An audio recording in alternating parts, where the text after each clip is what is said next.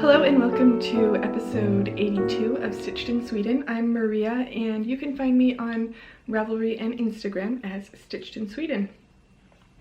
I'm coming to you today a little bit earlier than planned because I have now just finished my first week of maternity leave and I have been making all the things, and since the little baby has not decided to make her appearance yet, I've had a lot of time and I thought that I would just take this opportunity to share with you some of the things that I've been making. And now I have decorated our apartment a little bit for Christmas, so I will share some of those things with you as well. And yeah, just check in and share with you what I've been knitting and sewing in the last week or so since I recorded last. So it's quite, there's both knitting and sewing. So I think I will just jump right in and start with what I've been knitting. This is a project bag that I have from the Wool Barn. She is one of my favorite independent dyers. And so I got a bag with her logo on it. It's just a pretty basic canvas bag with a gold zipper that I like. And in here I have a pair of finished socks and a half pair of, one sock I guess is what it's called. So the finished pair is a pair for myself. I haven't knit socks in a while. Sometimes I started out with knitting socks. That was the one thing that I wanted to learn how to knit, and so I knit a lot of socks when I first started knitting. That was the only thing I knit really, and I would just crank them out. Then I got more into shawl knitting and sweater knitting, so socks kind of took a back seat, but sometimes the single skein of yarn just grabs you and all of a sudden you just want to cast on some socks. So I made this pair of socks for myself, and I think they're going to be just some nice cozy socks to have this winter. Here they are. You can see here I knit these from the top down. I just did a long tail cast on and did a little purl bump in there for some pattern interest, and then I did a fish lips kiss heel and kind of just a standard toe. I don't know what kind of toe this is, but just with some decreases on the sides for like every other row at first and then every row, and then I Kitchenered the top or the toe. So I've got two of those, and there's something about stacking socks together that I just love. Having a nice little stack of socks. Okay, so it's just a pair, but still. These are knit in a yarn that I purchased at the Syfestivalen, which is a Stockholm knitting and stitching show basically. I think it happens twice a year in a big kind of event center, and I have been several times, maybe 4 or 5 times, and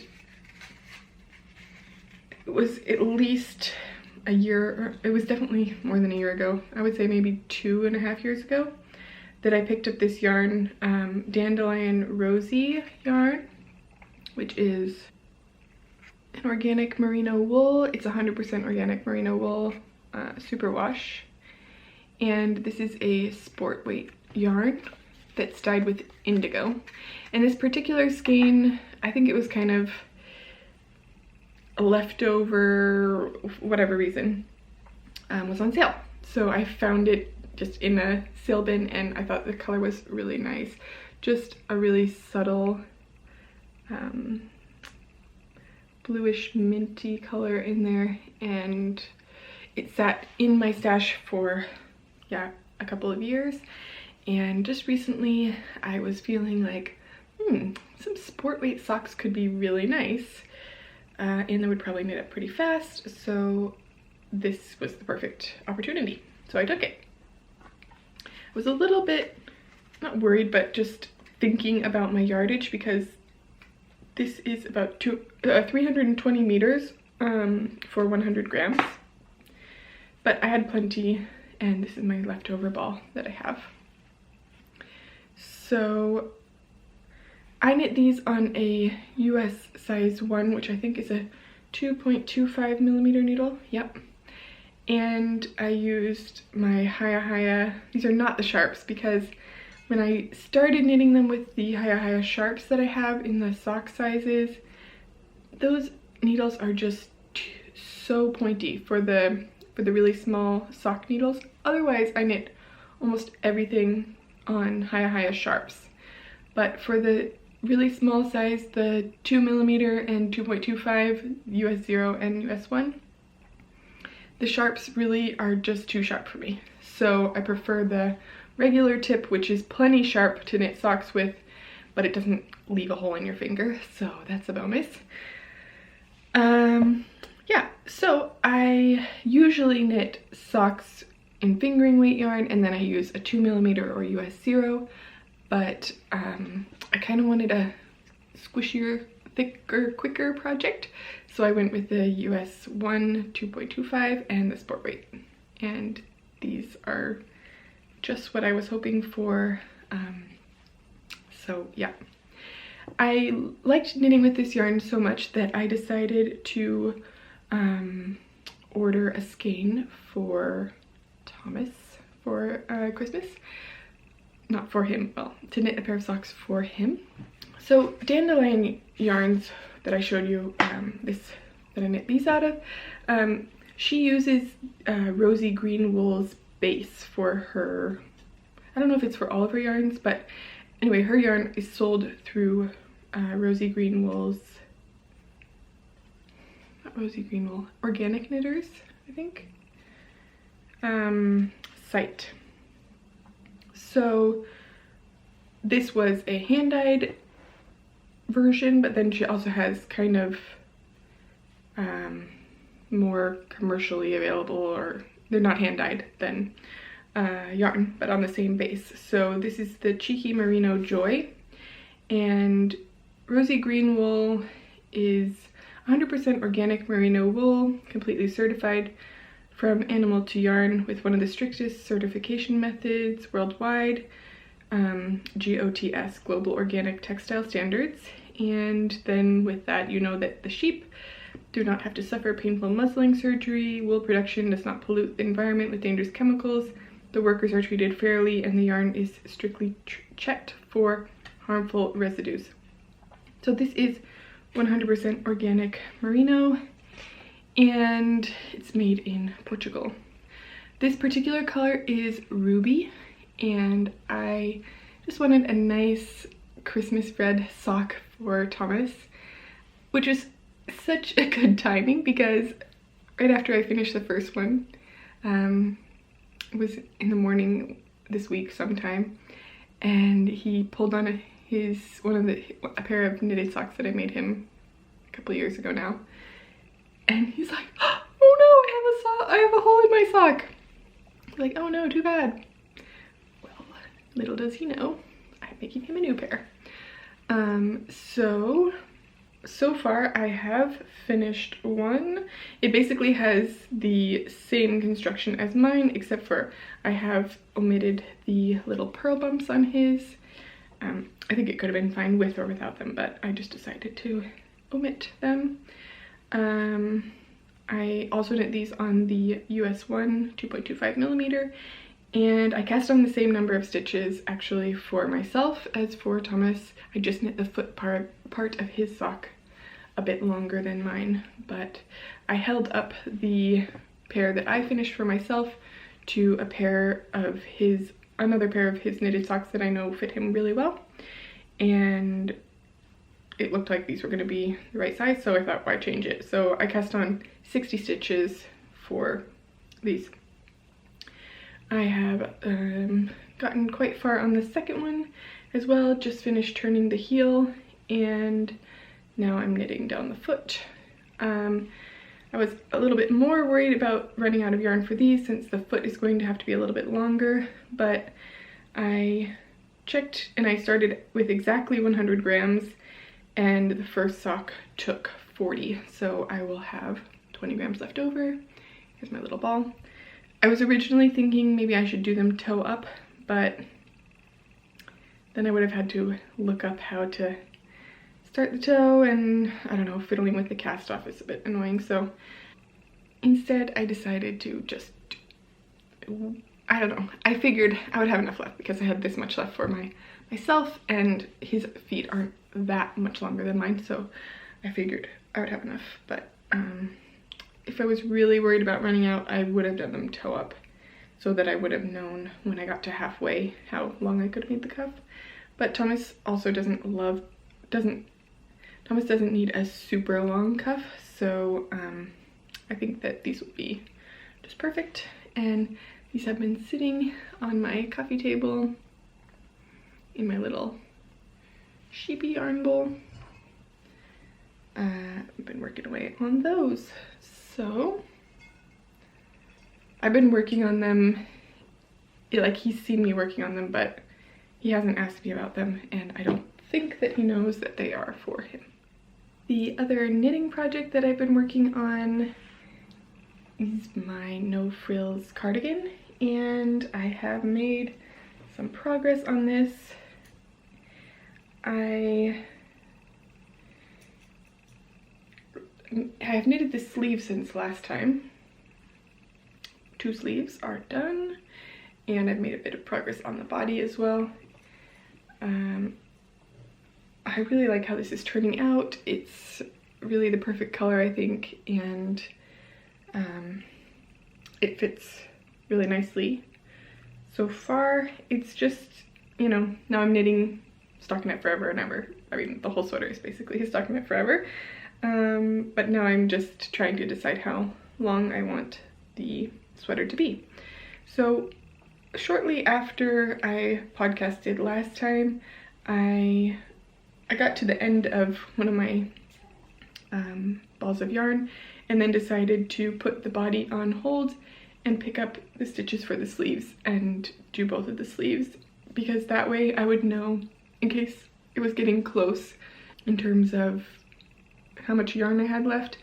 I would be able to feel confident in my, I would just be able to basically finish the sleeves off, so then I can knit the body as long as I want without having to guess and think like, do I have enough left for the sleeves or not? Because now it's basically just knit the body as long as I want, do the ribbing and the bind off, and then it will be done.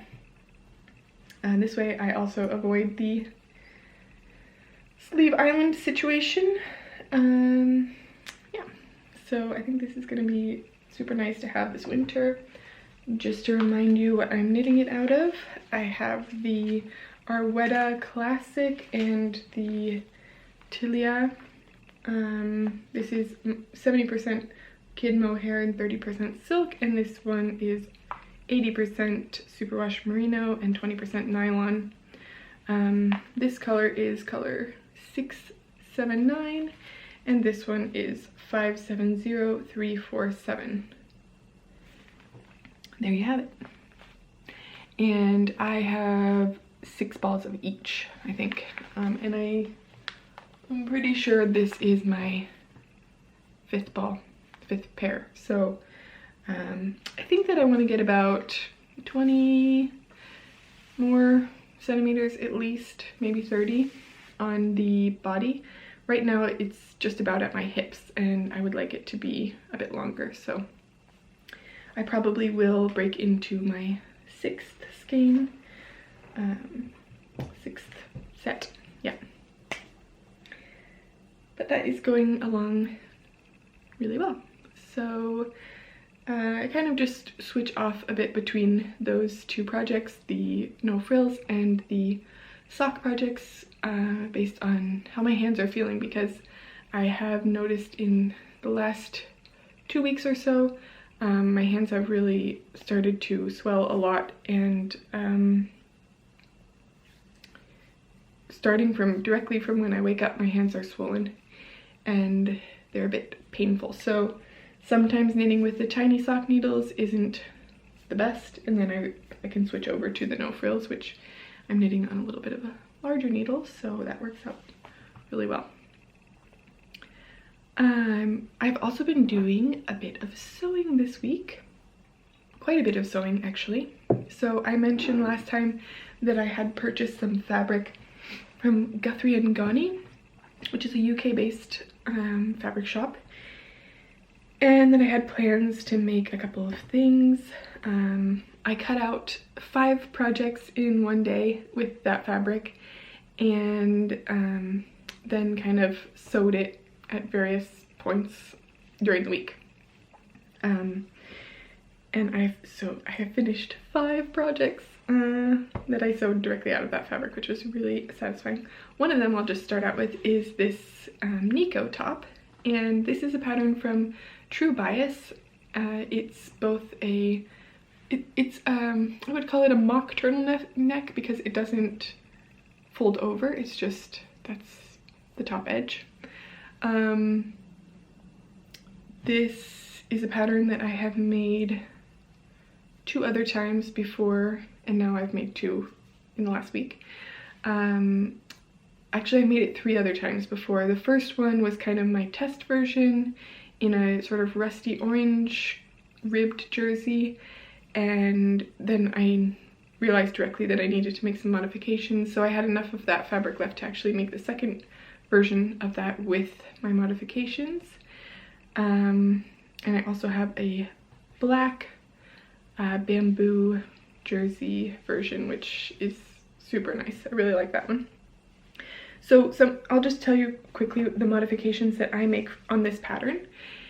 I do a full bicep adjustment, so I don't really think of myself as having very large arms, but the pattern was, in the original one that I did without any modifications, it was really too tight on my arms. So I did a full bicep adjustment. I also did a broad back adjustment, so I added basically some more fabric along here so that the seam of the shoulder is more actually aligned with my shoulders. Now this version that I'm wearing right now is has my regular modifications for this pattern, but I haven't made any maternity adjustments other than to lengthen it by about 3 centimeters. So I'll just show you here. I tried on my black one that I have, and I decided it would work. This fabric is nice and stretchy, so I just decided to lengthen it a little bit to give me a little bit more coverage in the front, but even my black version that I have still fits me now if I wear a tank top underneath.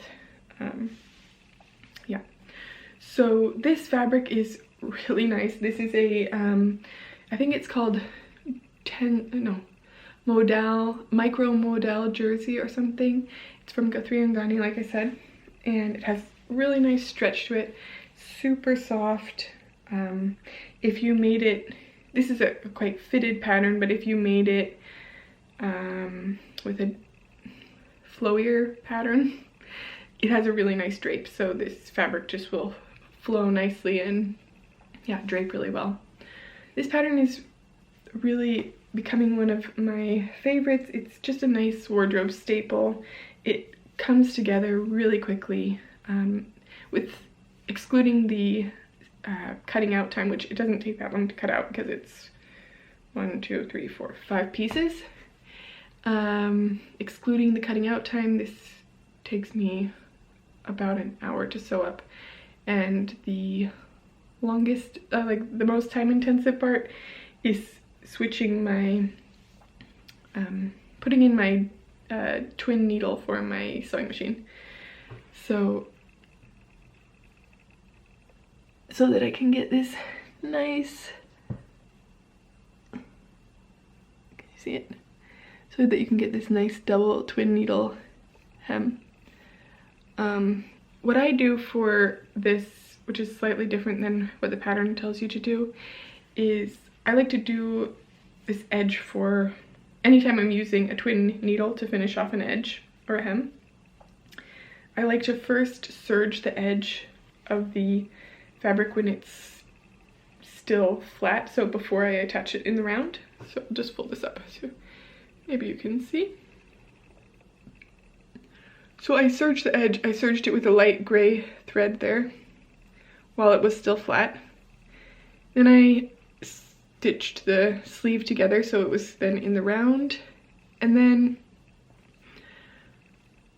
I do the twin stitch with matching thread on the front, and then on the back I use a like fuzzy kind of, I think it's called like woolly cotton or something, thread in my bobbin needle.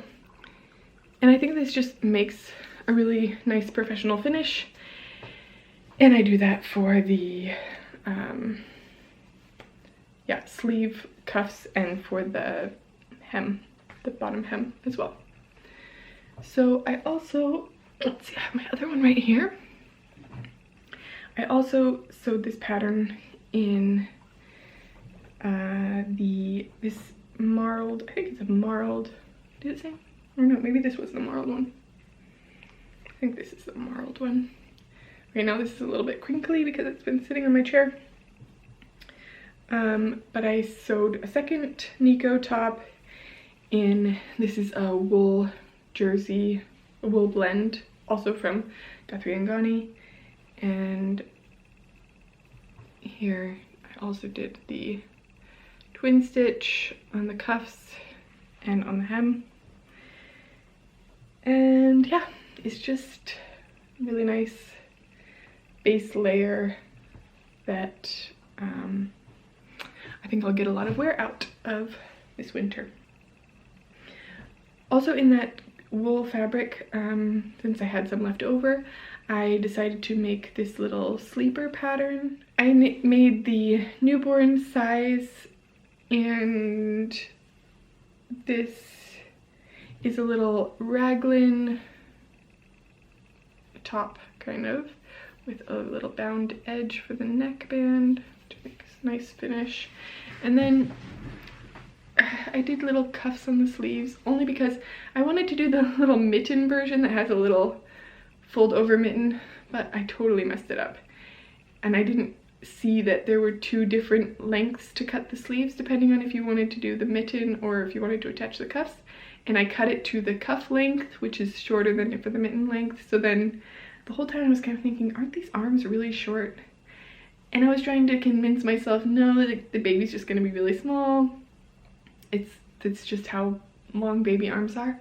And when I showed Thomas, he was like, those arms look really short. I was like, okay, I need to look at the pattern again. And yeah, I did it wrong. So anyway, this just has wrinkle lines on it, but this is how this works. It's just one of these kind of sleeper sacks. And I saw this on the Hey Sister podcast. Rachel was making one for her baby, which is due at a similar time as mine. I think a week earlier, maybe. Maybe she's already had it. Don't know. So that came together really quickly, and I think it will be a nice little layer because of the wool content in that fabric. I also made one out of leftover fabric from my other project, and this one is even more of a fail because I have the little mittens, the little mitten cuff thing, but because I cut the sleeves too short, I needed to cut off the binding and put the cuff on because, yeah. So this mitten is not usable because it was too short. But here's the second version, and I just squeaked this out of some of the fabric that I had left over. So I had to do a seam down the back, but that's that's fine. And this one also has a little tie on the bottom that you do up. So the maroon colored wine fabric for the little sleeper was just the last bits cut out of the fabric that I had left over from my Hudson pants. The Hudson pants are actually also a pattern by True Bias, and I have made these once before in a sweatshirt sort of fabric that was a definitely marled kind of grayish white, and then I had a cream colored white waistband and then leg cuffs as well. Those pants are okay, but the main fabric is not stretchy enough on those, so it doesn't have any recovery, which makes them kind of annoying to wear because they just get saggy really quickly. So your knees get all saggy, your butt gets saggy, not nice. These, on the other hand, are luxurious. This fabric is a tencel, I think tencel jersey loop back. So the reverse side has little tiny loops. I think you could also call this a French terry. And I made these to be some nice cozy loungewear for when we're in the hospital, hopefully soon. And yeah, afterwards, just to be wearing around the house, to have a nice fresh pair of lounge pants, because I don't really have nice loungewear. I mostly wear a pair of Thomas's sweatpants, which are quite large. Anyway, I would feel comfortable wearing these if somebody came over to visit, for example, whereas the other pants maybe I would change out of. So they have a nice elasticated waist. There's also a drawstring in there. They've got pockets here, and you can see this fabric is just super nice and drapey, and really stretchy. So these will have a nice recovery, and I think they will be cozy to wear.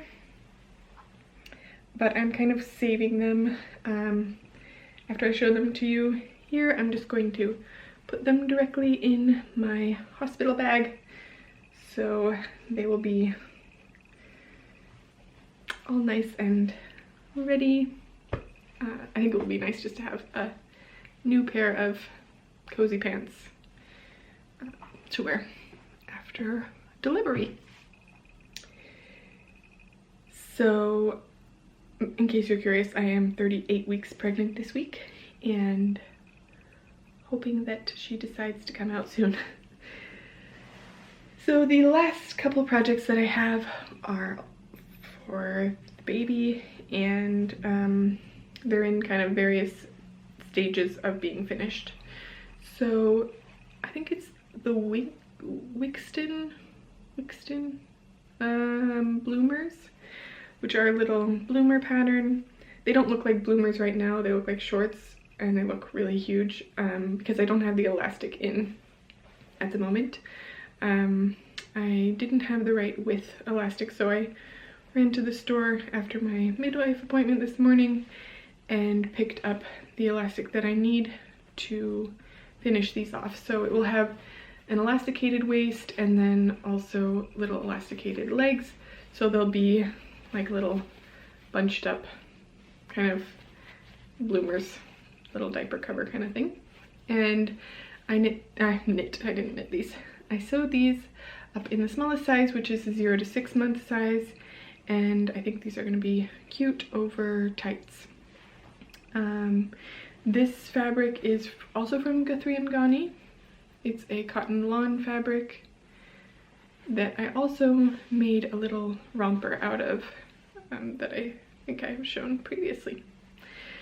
So that is one of those pairs, and then this is the second pair, also needs the elastic still. And this has just a nice little floral print with some berries in there as well. And this fabric is from Stuff and Steel, and I just used this bit of leftover that was left over from my little pick-me-up carrier that I made. If you remember that, the front baby carrier. So this was just some scraps from that, and I'll just put the elastic in and those will be finished up in no time. But I've had these cut out forever, and literally these are so easy to sew. They have like 3 seams, which I just use my overlocker for. I don't know why it took me so long to do. But anyway, those are almost finished, and I should just finish them off soon, otherwise they might stay like that until she's grown out of them. But I'll try to finish that off soon. The other thing that I picked up after my appointment was the tool to install snaps, because I have the pliers to install snaps and buttons, like, yeah, I guess not buttons, snaps really. I have the plier part, and I have so many different attachments to use for different size snaps, different kinds of snaps, metal snaps, like covered snaps, or these little, the ones that you use for like on a onesie for a baby, like those kind of snaps. I have so many different attachments, but I could not for the life of me find the attachment for my plastic snaps, which is what I wanted to use for this duvet cover. So I'll just show you this cover, this duvet that I made. I didn't make the duvet part. We got that from my brother and sister-in-law, but it was, you know, they also have a baby, so they're giving us a lot of, they have 3 kids, but they're now giving us a lot of their baby stuff as their youngest grows out of it. So they gave us a couple of different duvet covers, and for some reason only flat sheets and fitted sheets, but no duvet covers that I could find. So I decided to make a couple, and this is one of them. This is a rectangular duvet, and I picked this fabric up a couple days ago at a local fabric shop. It's just a cotton fabric, but I think it's pretty nice. And this duvet will be probably mostly used in the stroller, but of course, you know, could be used on the couch or whatever. Our stroller is this color, so I think it's gonna be really nice. And what I needed the snaps for was, so I kind of just improvised this pattern. It's not a pattern. I just laid the duvet out, measured it, cut the fabric with, and then did a little bit of seam allowance. But I needed the snap installer for the snaps because I wanted to, you can see I have 5 snaps here. 2, 3, 4, 5. And I wanted to make it kind of like a little envelope so that the duvet would go in there nicely. And wanted to have snaps. So, just to give you a quick idea of how I did this. So on the inside, you can see on one of the sides, the fabric goes over the duvet, and then, and then on this side, I have done a deeper kind of hem edge there. And since this is a double fabric, double thickness of fabric, I didn't do any extra reinforcement for these snaps. But on this side, I did a layer of, I just ironed in a piece of interfacing there to give it some extra stability for the snaps. So there you have it. This was a really quick project. Just, I mean, the longest part was the part that took the longest was like washing and drying the fabric basically. And then it's really just about cutting out a rectangle and putting it together. But yeah, I think it turned out really nicely, and it will be a good cozy duvet this winter. There's another one, which this is the actual duvet. It's a little bit smaller and it is square size. So I thought, well, I mean, I don't imagine that we're going to need both of them, but I figured why not make a cover for that one too. And because I was looking in my, I wanted to just make I just wanted to make a duvet from my stash fabric, but I didn't actually have, I don't have that much cotton, just woven cotton fabric. This required about 1 meter. And so I didn't have a big enough piece of fabric to actually make that from my stash. So I had to go buy some. But for the second cover,